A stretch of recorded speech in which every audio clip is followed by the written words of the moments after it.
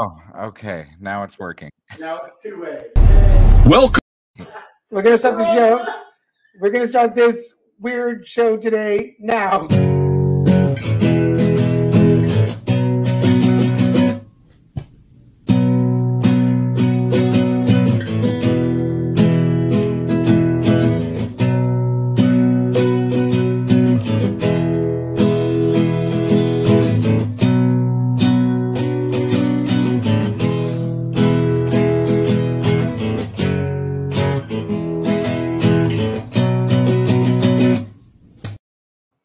Hey everybody, welcome. I'm Daniel G. Garza, and this is another episode of Put It Together Conversations. Thank you for joining us. This is a special Saturday 2 p.m. show. I've been off the air for a couple of weeks, mainly because I've been working. Blessings that things have been busy. I've been traveling.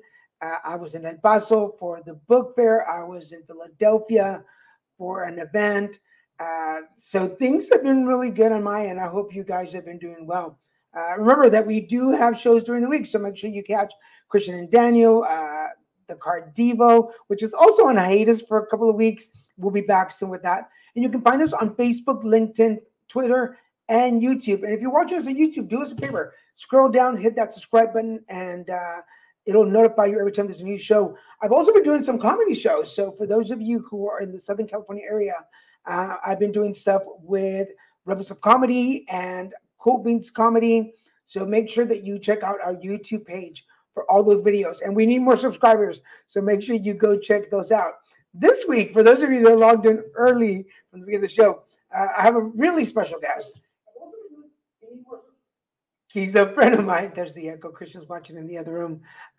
He's a really good friend of ours, and I've been wanting to have him on the show for a long time. James Mansell grew up in Buffalo, New York. He moved to Los Angeles when he was 21 and works in Silicon Beach Tech and is the director of networks operation. He's married now to a wonderful man. He has a chocolate lab and a very hostile cat, and we're going to get all the information from him. So, hello, James. How you doing? Hi, I'm great. How are you? I'm doing good.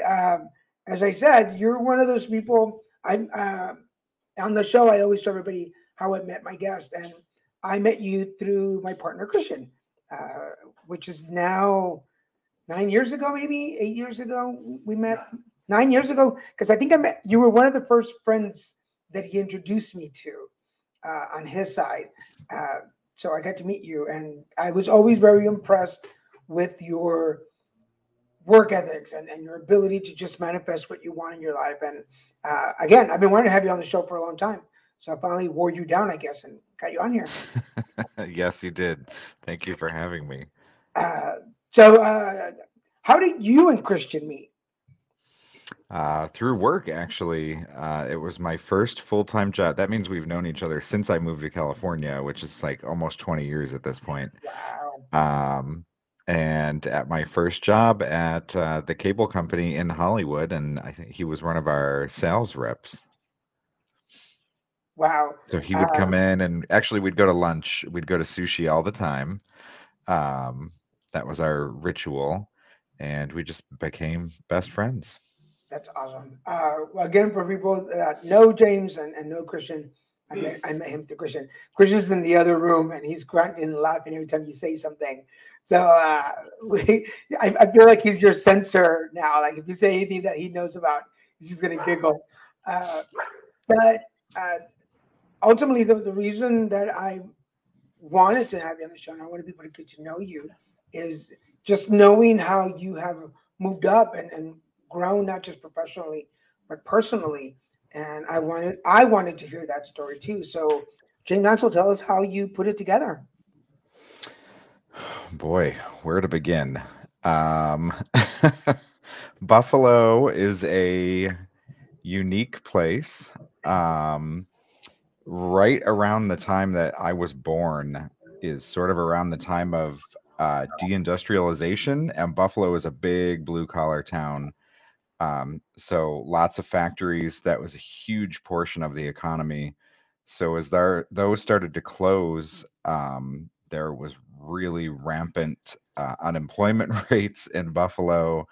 Um, Um, Poverty was really high, and I kind of grew up in this environment where I sort of watched everyone around me struggle a lot, and just to make ends meet. Um, I was always told from a very, very young age that I needed to go to school if I wanted to succeed in life. So that was always really a priority for my parents to make sure that I did well in school and that I sought out some post high school education, whatever that may be. So I always wanted to work with computers. I think, from I can't believe how old I am by saying this, but I remember like the first Macintosh, probably when I was in elementary school and having one in the classroom, and we each got like 10 minutes a day on it or something. And that always intrigued me a lot. So I continued on that path. I took a computer information processing class in high school for 2 years of high school, and that was like half of my day. I was gone from the regular high school campus and at some other career training center for that. So that was really good exposure. And then I think I learned then what I wanted to do. I had friends that went into security in that high school program, and uh, to this day they're doing really successful. I had one of them works for Apple, and he doesn't even have a traditional security engineer kind of role. I think his job is everything Apple builds, he tries to break it, so they figure out how he broke it and or broke into it. Um, so he went down that path, which is pretty exciting. And I knew I wanted to do network engineering. So I signed up at the local college in Buffalo for a computer science classes, but that's all programming. And I knew I didn't want to do that, but around 2000, there really wasn't a network engineering or an IT kind of degree at a traditional college. It was more technical schools. So I remember signing up for classes and walking out of the registrar's office and going back to my car and thinking, this is not what I want to do. And I'm about to spend a lot of money and a lot of time to learn how to do it. And that's probably not a great idea. So I turned right back around and went into the registrar's office and told them, cancel everything that I just signed up for. I'm not going to do this.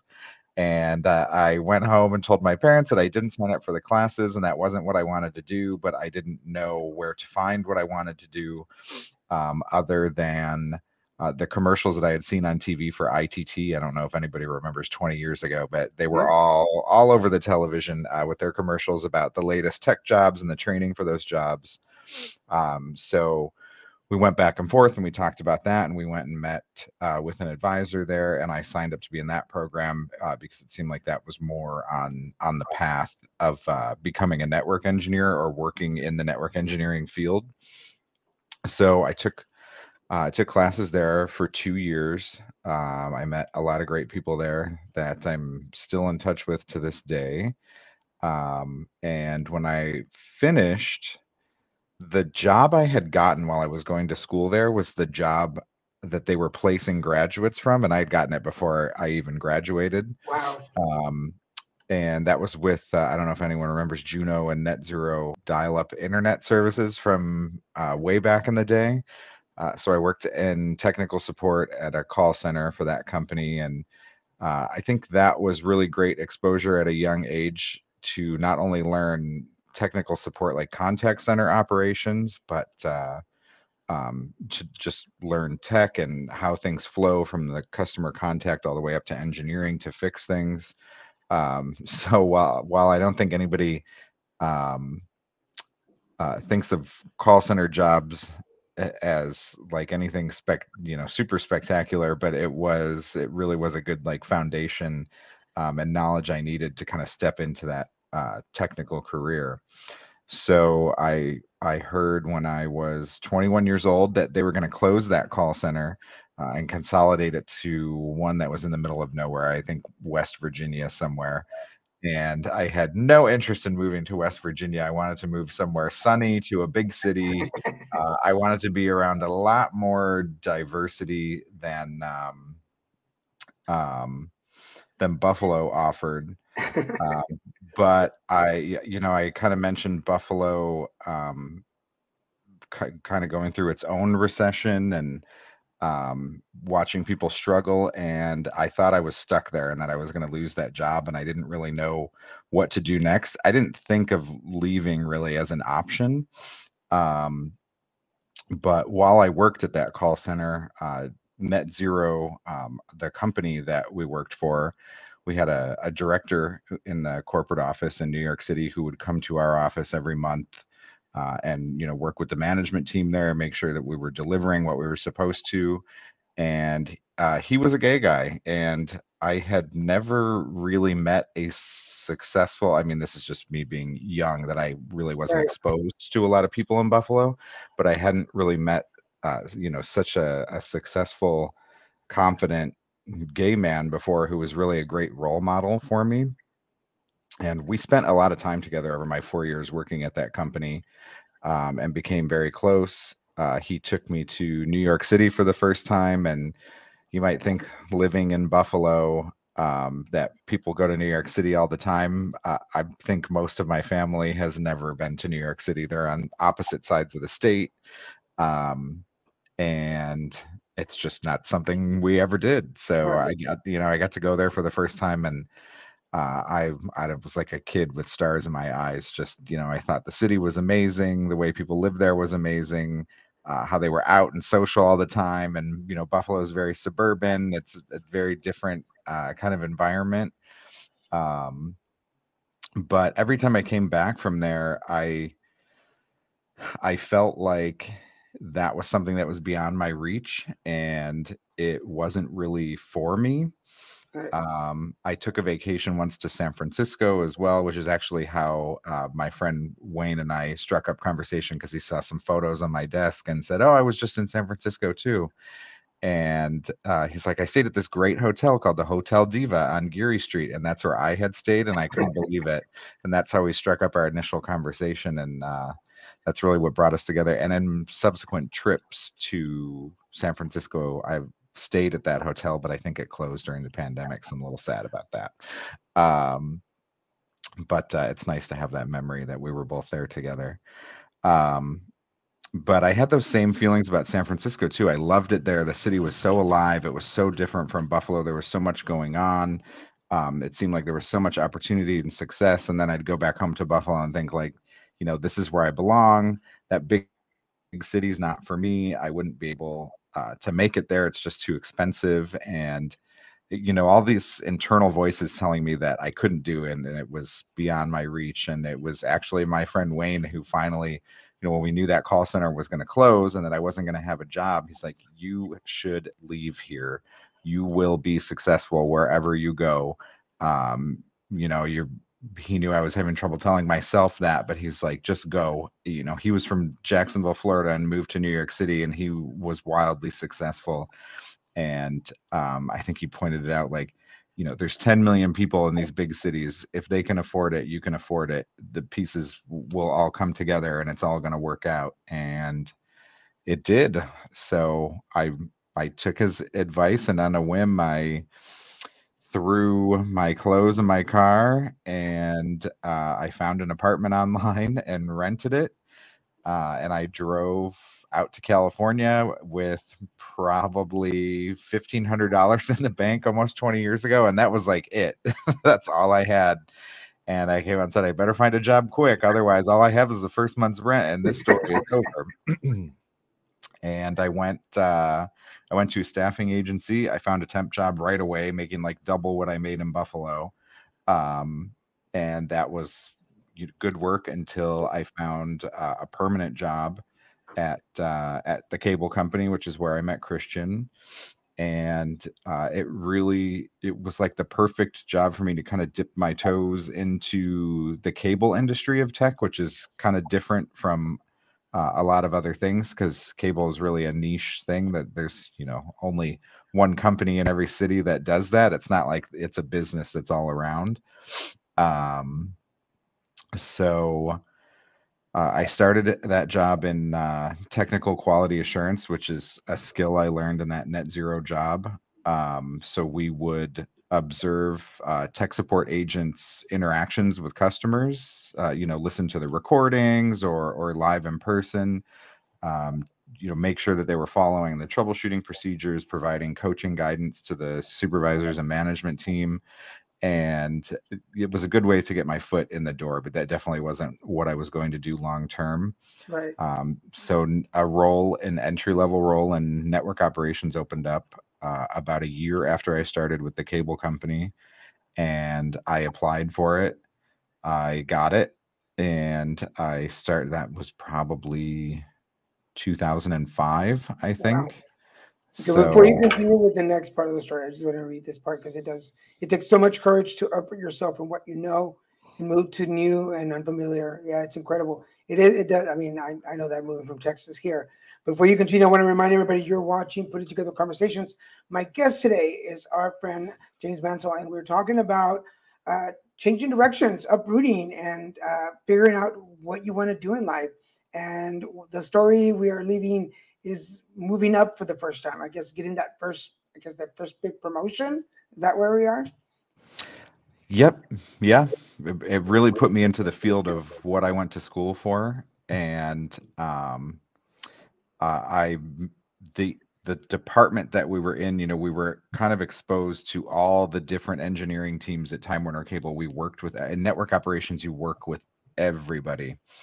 Um, it was a fun job, but big companies, corporate politics, bureaucracy, all of that.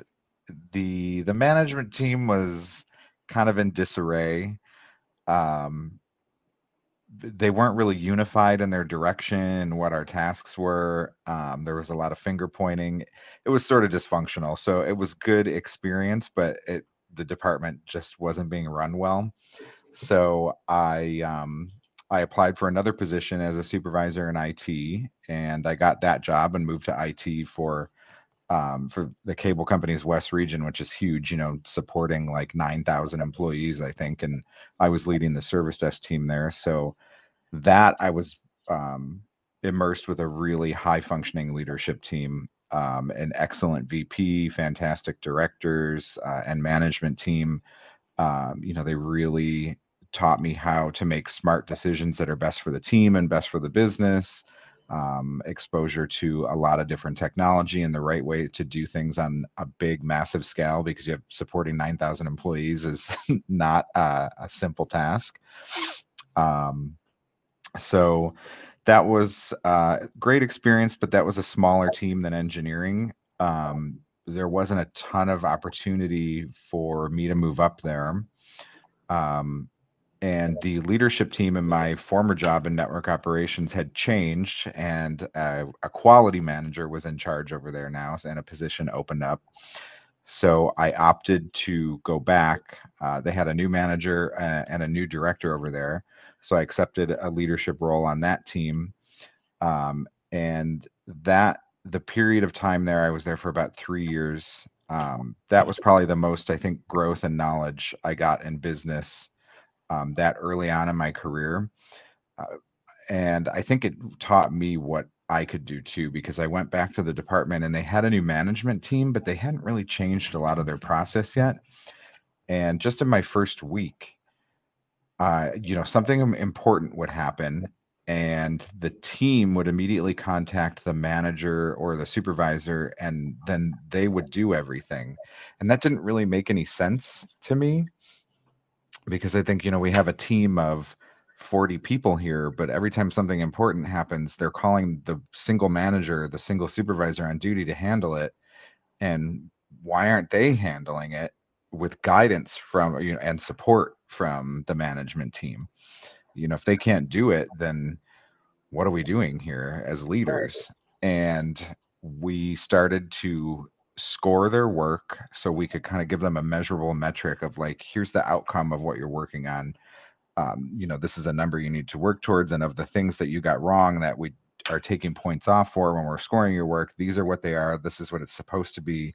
Let's talk about, what we need to change so you're doing it this way instead of the way you are doing it, so it's correct going forward. And we would start to guide them through doing the critical stuff that they would call the manager, and I did it for a while where I would set an example for them and then say, okay, this is what I want you to do when you handle it next time. And then I'll be right here if you need to ask questions or need some guidance.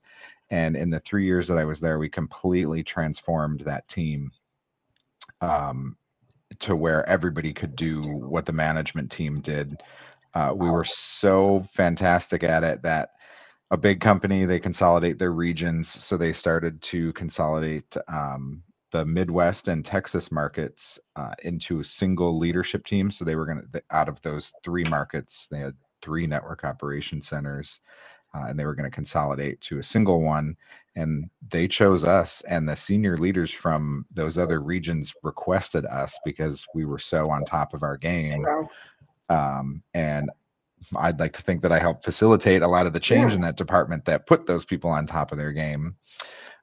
So we consolidated those regions. We started handling the entire western half of the company, network operations. Things were going really well, but our senior leader was in Texas, and we got a new VP, and they decided that they were going to consolidate once again, and they made the decision to consolidate to Austin, Texas.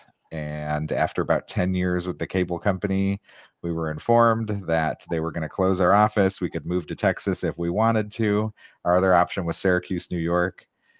I came from snowy, cold Buffalo, New York. Syracuse is 2 hours away. I was not moving back there. Um, I figured that, it's Southern California. It's a huge economy. Everything is going to work out. There'll be another job. Um, and I opted to take a severance package. I coached a lot of people on my team, to make the decision that was best for them and their family, because it really was a great relocation package. I mean, they would offer to, pay the first few months rent in a new apartment, pay for your moving truck, pay for you to go out there and visit and decide if you wanted to move there. If you owned property, they'd pay your closing costs to sell, closing costs to buy. Like it was good to Wow. move. And a lot of people in Southern California, they had kids and they were living in an apartment because it's so expensive to live here. So they decided to give it a shot, and they went and moved out and bought big, beautiful homes, and really enjoyed being there. Some people were, California natives and missed the California sunshine, and they went out and did their 2 years of their contract and came right back to California. So the grass is not always greener on the other No. side. Um, but Well, this is a as we good segue because I do have a question for you on the board, and I wanted to see what that because it says, James, when you moved out to California, where did the courage and faith that everything will work out come from in you? Because this is kind of like where you are. Like it seems like there's been several times in your life where you just kind of leaped out in faith and said it's. But where does that courage and faith come from? that I think that's really something that my friend Wayne helped build up in me that I didn't really have before. Buffalo being, um, it's, I mean, I think it's starting to kind of recover now, 20 years after I left. But it was one of the weakest economies of a big city in America for probably 3 decades. And living paycheck to paycheck, it is kind of a trauma, and it affects how you live your life and the decisions you make. And um, I think I observed family and a lot of people around me being very risk averse and not, being afraid to try because what if it doesn't work out? What if we don't have money to deal with if it doesn't work out? I've seen my parents stay in jobs that they didn't want because they were afraid to have, maybe that 30 or 90-day period when you start a new job and you don't get health insurance right away, that something medical could happen to the family, and then we could be buried in debt for years. So you really learn. I think I learned in living that, for 21 years, to also not want to take a risk and not do that. And it's making those visits to San Francisco, New York City, and talking to my friend Wayne about his experience of leaving Jacksonville and coming to New York City, and that everybody else there is doing it, you can do it too. You're going to find a job, you're going to work. Everything might not be sunshine and roses for right in the Right. beginning, but it will work out. And if you try it and you fail, you can go home. And what's the worst that happened? At least you got to try. If you never try, then you're right where you started from. Hey, we all did the ramen noodles from Dollar Store for a while. Yes. You know, Yes. nothing wrong with that, folks. Hey, after like a couple of months, you get really creative how do you doctor those up. One thing that I'm getting also from your story is having a mentor. Like we take that for granted. That, like for instance, in my case, not just having somebody who's gay that early on to show me that there was more beyond that, but somebody Latino to show me that I could succeed, that I did not have to sit at the back of the room. I could sit up front with the rest of the folks. How important, you kind of said it, but I want to make sure that people know this. How important was it to have somebody like your friend Wayne tell you, hey, there's more out there? He changed my life for the better. I don't think that I would be where I am if I had never met him. Um, he was very, very impactful to me, and he passed away about 12 years ago. Um, it was 2009. It was around the time that swine flu was going around, and I think he was already sick and had pneumonia or something to that effect, and went to the hospital. And they think he caught swine flu in the hospital when he was already in a weakened state. So I'm pretty sure he was 38 years old, so same age I am right now. And he passed away, and it was really devastating to me because even after I moved to California, we didn't see each other as much. Um, we had a few months together before he passed away, and I'll actually talk about that because that was also very meaningful. And um, I think that inspired me, that time I had with him before he passed away, to move back into network operations and continue to pursue what I wanted to do. So he had left New York City probably right around the time I left Buffalo, and he moved back to Jacksonville to help run his parents' company. And I don't think they were ready to involve it into, nobody knew what tech was going to become 20 years ago, that everything would be on an iPhone and an app. And so it was a medical records management company. And I don't think they were really prepared to take it into the 21st century. So what he ended up doing was winding the company down until they ceased their operations. And then he was in his late 30s. He didn't have a job. But his best friend from childhood lives right here in LA. They met when she was working at a cafe, I think, in Jacksonville. They were probably like 15 or 16 years old. She went to film school and she moved out here, and she works on a lot of big stuff. She worked on the Marvel things that were on Netflix recently, a lot of Spielberg movies. So he always talked about her in such high regard and how fantastic she was. And when I moved here in 2004, he came to visit and I met her briefly. And then, we saw each other on Facebook and chit chatted here and there, but we never saw each other in person again until he came to visit in 2008. And because he had wound down his parents' company, he started working as a PA for her on the movie Couples Retreat with Vince Hmm. Vaughn.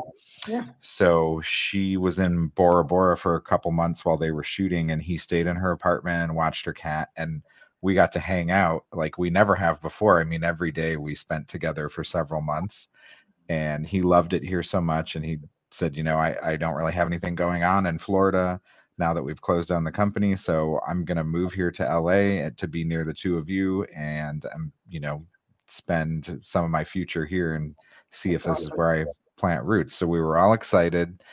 We both were, but he went back to Florida to gather his things, save up some cash to come out here with, and he got sick and unfortunately passed away. And so his friend who lives here, Bonnie, we still see each other often. Um, I just had lunch with her the other day. Um, so there's still that piece of him around because, they were friends for 25 years, probably more. And I've had a lot of conversations with her about how impactful he was on my life and how I probably never would have left Buffalo if I hadn't met him. And I think she had that kind of impact. Well, I know she had that kind of, he had that kind of impact on her as well to pursue her dreams and do whatever she wanted to do. And, um, you know, it will work out. And if it doesn't, hey, at least you tried. Yeah. What's the And harm then in here that? you are sharing your story today and Yes. passing that down the line, which is really amazing. Before we continue, I want to remind everybody you're watching Putting Together Conversations. I'm your host, Daniel G. Garza, and my guest today is Mr. James Mansell, and we're talking about jumping into faith, taking that leap, and going after your dreams and your goals, really. Which leads me to another question on the board for you. Have you ever written out your goals or outlined where you would like to be at a certain point in your life, or maybe something like a vision board? Oh, yeah. I'm a big list person. And I don't like when I can't cross things off of my list. So, yes, many, many times. Um, and somewhere, in the past 20 years and just trying and things working out really shifted my thinking in I'm no longer trying and seeing if it's going to work out. I'm making a list and an intent of what I want to do and what I want the outcome to be. And I'm no longer trying and seeing if it will work out. I am putting together a plan to make it happen. And if it doesn't work one day, I'm changing the plan until I get it to work out the way that I want to. And yeah, I've been doing that for years now. And I think I've always really been able to manifest what I want out of life. And life's also been humbling too. As you get older, I think I realize I don't need the biggest and the best and something new all the time and everything. And that kind of changes the goals too. And I'm very content with what I have. Um, I've also seen, we all lived through like the crash of 2008 and the unpleasant couple of years that followed that. And I watched a lot of people who were successful and then had to scale things back and really struggle to maintain or keep things afloat. And with everything that I've leveled up and every promotion I've got or whatever, what I've really tried to do is reduce what I'm doing rather than grow what I'm doing. Um, and I think we've kind of done that. My husband and I, in the home that we're in, like I've decided I don't want to buy another car because I don't want to drive another gas guzzling car and spend money on that. I want to be eco-friendly and take public transit, so I know like that's a debt that I won't have to worry about in the future. Um, just aligning my finances and planning for that to if I ever had to reduce my income, which I'm even planning to do in the very near future. I mean, maybe hopefully my business venture will work out and I'll make even more money, but I'm planning for doing something that's more fulfilling. Um, I've been in tech for 21 years now. I think I'm going to work a few more. And my husband and I love wine. We got married at a park in Santa Barbara and had our reception at our favorite winery in Santa Barbara.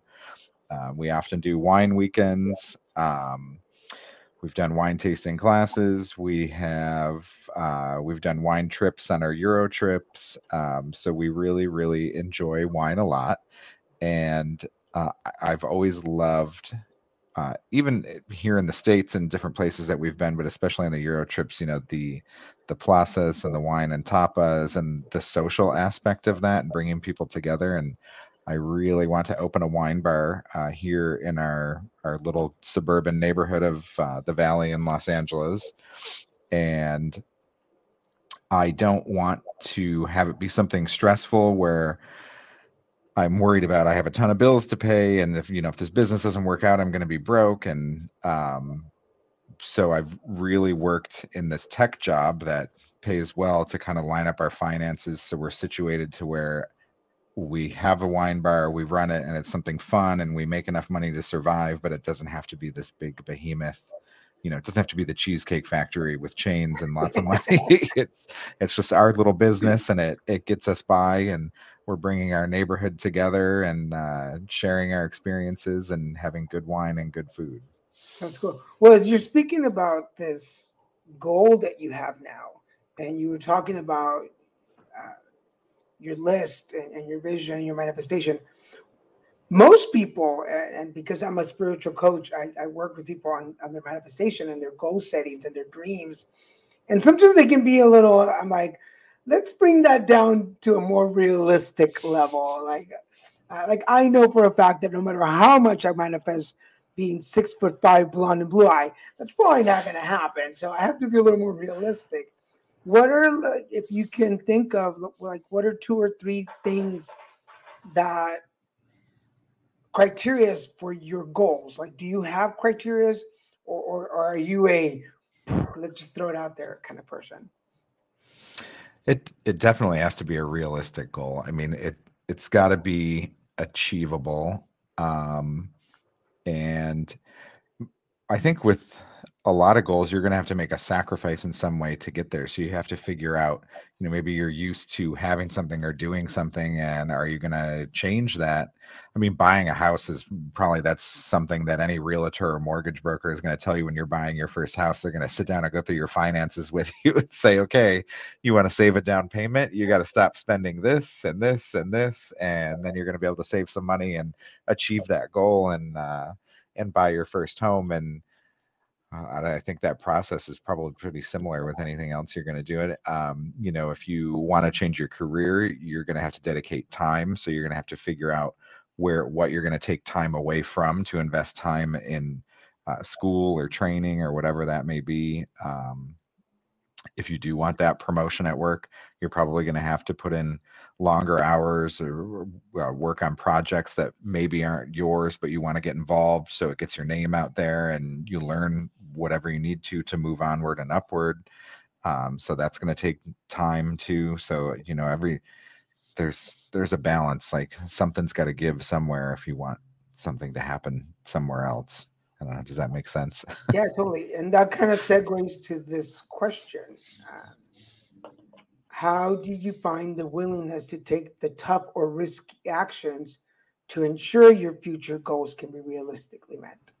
Find the willingness to take tough or risky actions. I Because think as you think about it a little bit, I'm sorry, and because it from what I'm learning from listening to you, and it's something that I think you and I are very similar in that is I'm not afraid to start at the bottom if I have to, as long as I'm learning moving up. Like, okay, put me, I can go to square one. I'm not going back to zero, but I'll start at one in an effort to learn everything I need to. So by the time I get to 10, I've learned everything. Like you can come to me almost on anything. And it kind of seems mhm. like that's part of your angle. Am I correct? Yes. Um, you're not always starting from the beginning either. I mean, I definitely feel like in the beginning of my career, I started at the beginning, whether that was back in New York in that technical support job or moving to California, and starting with the cable company at the bottom. But my post cable company job, I started at the top in management. I've been promoted twice, and they keep giving me problems to solve, and I solve them. I think a little bit of New Yorker helps with that too, because I approach things very, what's so hard about this? Let's just get it done. And um, So is that where uh, the willingness to take the tougher, risky actions is your New York background? I think that's a lot of determination. New York is very fast paced, and that's not just an assumption. It really is very Really fast is, paced. yeah. A lot of New Yorkers that I meet here, people told me I had to slow down when I moved here because I was moving at such a fast pace. And tons of New Yorkers have told me that too. New Englanders in general, I think you're going to find that same kind of really bullish mentality of let's go forward and quickly and get it done. Um, but that willingness, I think, with age also kind of brings a level of confidence and it's going to work out. And if it doesn't work out perfectly, it will work out some way. And at least, you feel less concerned that you're taking a risk and really more about that you're just completing a task. Um, I really look at a lot of things that way. It might be something I've never done before, but I don't see it as I'm taking a risk to do it. I've thought about it. I've laid out some steps of how I'm going to get there, and then I just execute on that. And like I said before, if it's not working out one way, then I figure out how I change that plan and keep on that path. Um, I don't know if there's anything that would really make me want to completely abandon whatever I'm doing. I don't think I would ever want to move forward on a path of something that I would end up wanting to completely abandon at this point in my life anyway. Well, I'll that find a way to make it segues work to out. this. That segues to this next question. We have a lot of questions. How has your willingness to take risks changed significantly since you married? And do you find you're more willing or a bit more cautious in your decisions? Um, I don't know. It definitely, I think it has changed. I think I'll take less risks because it's not just me, now it's two people that I'm thinking about in every decision. Um, our first Euro trip, we went to Spain for like 3.5 weeks, and we rented apartments instead of hotels and really felt like we lived in the city. And I'm sure a lot of people who go to Europe for the first time have these same kind of experiences, but we just left there feeling like we were living life wrong in the States. Um, People there enjoy life and they're so social and so happy, and they work to live, they don't live to work. And it definitely, I think the pandemic really made us all realize that we were living to work, especially in Southern California, where you could spend 2 to 4 hours a day in traffic on your there and back commute. And how much time that really took away from our personal lives. The dog and cat don't leave me alone now after I've been working from home for a year and a half because they're so bonded and used to me being around them all day, which is cute, but also a little annoying sometimes. Um, and so when we came back from there, I think we came back prepared to take risks that we had never even thought about before. And Will was working in marketing at a hotel, and he liked a lot of what he did, but he didn't love everything about it. And I don't think we had really thought about how can he change that. And when he came back, we just said, forget that job, go to school. You want to do something creative. That's the part of your job that you like, the creative part of marketing. Go study graphic design, which is what he wanted to do. And um, that actually just recently came to fruition because that was 5 years ago. We went to Spain, so he went right back to school for 4 years. He got his BA in graphic design. He graduated during the pandemic, so that was kind of a rough year, but he just started his first graphic design job at a graphic design studio, and Nice. he loves it. Like, is excited to get up and go to work every day. So that was a different um, a different kind of risk, but it didn't feel risky. It just felt like, the Right. outcome of this is going to change our life for the better. And it did. I mean, he has a job that he loves now, and that's inspired me to, want to open the wine bar and do something different. I feel like I've done well in tech and I've conquered it. And I'm ready to do something completely different that I feel will bring me more personal satisfaction than getting people on the internet. Nice. Well, speaking of, we have our friend Paul who's watching you from Iceland today. Hi, Paul. Cool. Thanks for watching us. He's a good friend of the shows. I have one more question before we go into the last segment. How do you manage the personal work life balance, and what adjustments have you made to improve the balance? Very interesting. That Spain trip had a lot of impact on how I looked at going to work because I used to go to work and stay until whatever I was working on was done and wanted that to look good to my boss. Like, look at me, look how late I am here, look how much time I'm dedicating. But that really does have a lot of impact on your personal life. And already, I wanted to be with my husband all the time. When we met, we have so much fun together. Um, and he's probably like my favorite uh, company of other people out of anybody I know in my life. So I think that changed when I got my job that I've been working for the Wi-Fi company for about 8 years now. When I started that job, I took a different approach than I did at the cable company and said, 5 o'clock is quitting time. It takes me an hour to get home. I'd like to be able to at least have dinner with my partner and enjoy each other's company before I'm sitting in traffic, just having food quickly and going to bed and do it all over again the next day. So um, I set the same standard for my team of you're off the clock, don't turn your laptop on, don't respond to work emails. I mean, they're in a different role. I'm kind of on call 24/7, so I always have a little bit of making sure that everything's running smoothly because my department is 24/7. Um, but for them, I think that really helps too. I don't have a lot of churn in my department, whereas other people are someone's constantly leaving and they're having to rehire. My team I hired when I came aboard, and they've all pretty much been there with me the whole time.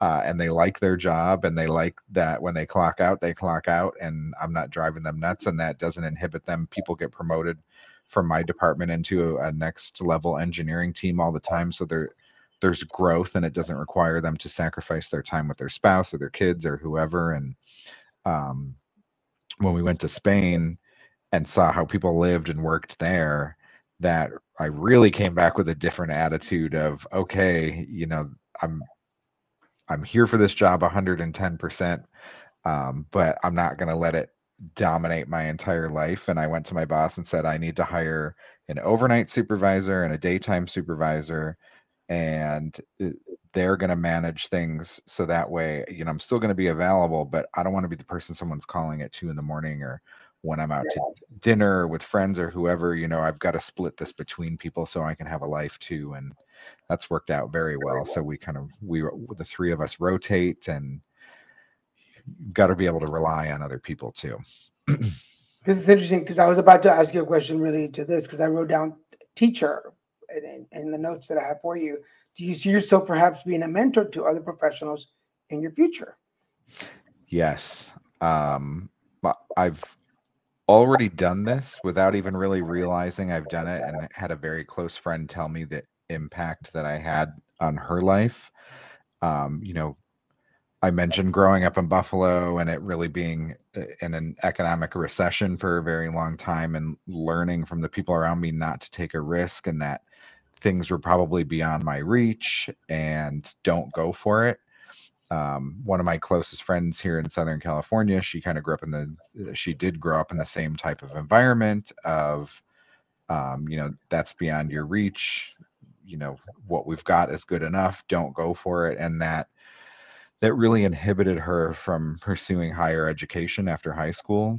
She took classes here and there, but she ultimately stopped and just found a job and worked, which is, and everyone around her was saying, "Yeah, that's great. You've got a job. That's how it should be." And she never really had any personal satisfaction in that job, and she was unhappy, and um, she wanted to go back to school. And here I was just saying, if you want to do it, go for it. Nobody should be telling you that you shouldn't do it. And let's say you do it and you don't like it, you can stop going. And if you do it and you graduate, then you're done, and now you're looking for the job you want instead of just a job to have some income. And she not only went back to school, but she did fantastic. And um, she graduated, and just like my husband, found a job in the field that she wanted. She works for UCLA now. She has a fantastic job, and she works in public health, and she loves it so much. And then the pandemic happened. It inspired her because she's Latina as well. Um, she wants to have an impact on public health within her community. So she actually just started last week for a master's at UC Irvine in public health. Congratulations! Hey, And I might see you there. I do work with a lot of the UCI students. Cool, Oh, no. cool. That's very So cool. we might bump into each other. Whoever, I don't know her name, but if you recognize me, say hi. But she always says to me, and so, I hate when she says it, but she always, all you did was tell me like you can do it, and it inspired me to go do it. And that's all that one person Wayne did for me was say, go for it. You got nothing to lose. Well, the way I Someone's see just it is gonna, most people, and I say this to Frank. She was like, sometimes you just gotta go for it. Like you're not gonna. You're, even birds don't fly the first time they flap their wings, and like we're not meant to succeed right off. It's gonna take a little work, and I yep, mean, it took me.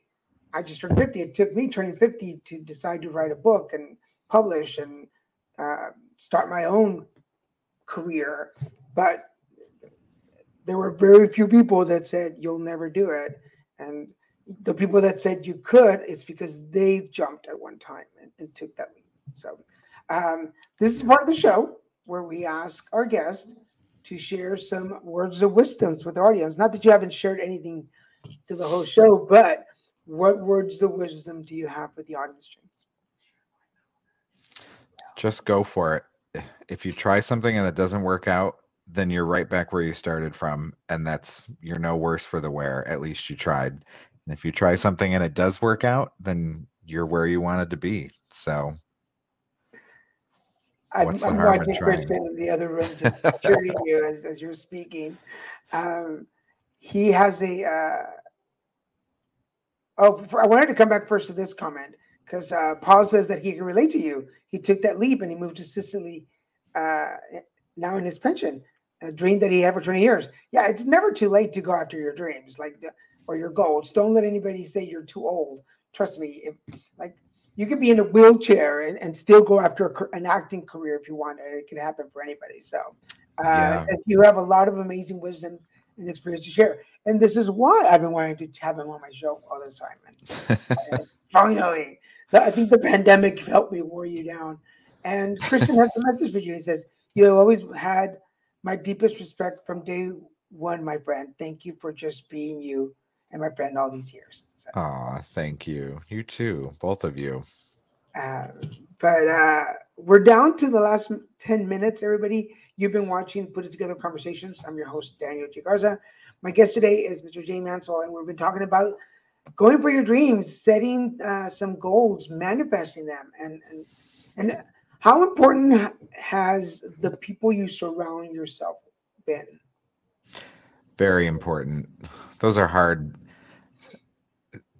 I think sometimes you feel like people don't fit, maybe, and you need to unwind yourself from them. And sometimes it's healthier to do that, actually.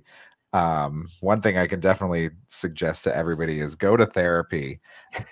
People think therapy is like a way to, that people who are broken need to go to therapy and it fixes them, but it's not. That isn't what it is at all. In therapy, you analyze your behavior and figure out why you behave that way. And if you want to change that behavior, once you know why you do it, then you can start to make the necessary changes to change that behavior. And it helps you live a healthier, happier life and have healthier, happier relationships. um, because even if we think we aren't, we we tend to emulate what our parents do. Yeah, um, so yes, and I was talking to my therapist recently and saying I feel like I'm in a transition point in my life where I've been trying to keep relationships alive with 20s friends, and not all my 20s friends were meant to carry on into my 30s, and I'm about to be 40.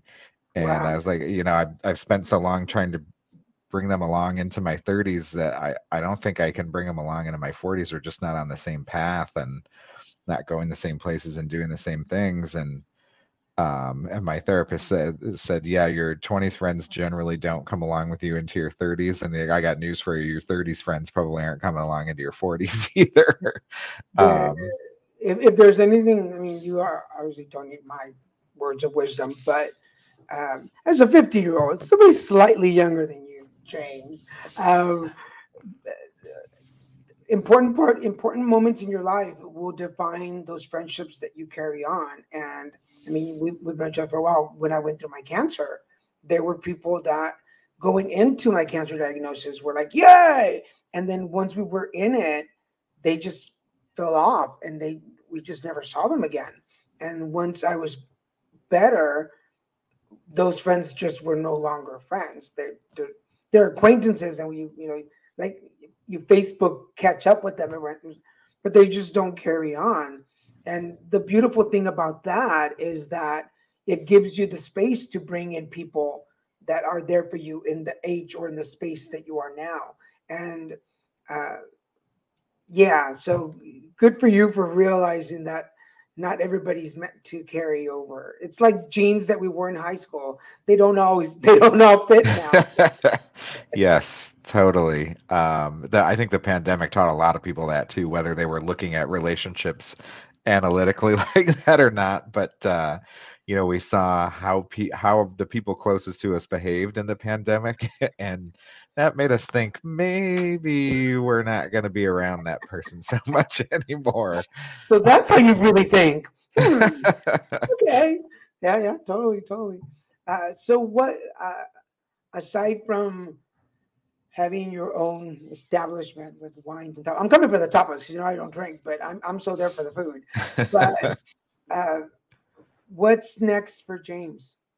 So, one of the viewers of the show mentioned moving to Italy, and that was their dream. So Spain really had an impact on us. And actually, during the pandemic, because we had much more free time than usual, I took 2 Spanish classes at Valley College because we are probably planning, I'd say in our late 40s, to move to Spain.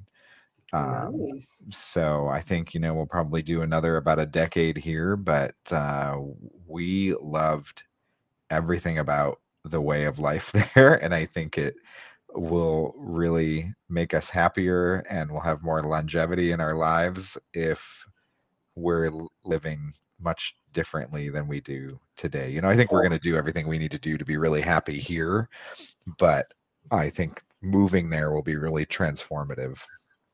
Well, save me a couch because Garza's come from that part of the world. So All right. I will definitely come up. And next time I see you in person, we're gonna have to practice your Spanish and see how that worked out. Yes, I need that. Actually, my Spanish professor lives around the corner, so we see and chit chat all the time. He makes me practice even when I'm not in Spanish class. We're gonna have to do that. Who knows? Maybe we'll have to do a whole interview in Spanish. Uh, for everybody watching, James, thank you so much for doing this. I know that I did bug you for a while, and I know you didn't just do it because I bugged you, but I'm glad you did it. I've been wanting to hear your story, and I was not.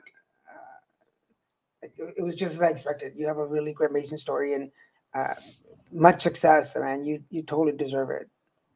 Thank you. Thank you very much. I'm very Uh, glad that I did do this. cool. So I'm gonna put you in the green room, and I'll be back for you in just a second. So I'm sure Christian's gonna want to say goodbye before we hang up. All So right. I'll be back for you Cool. in just 1 second.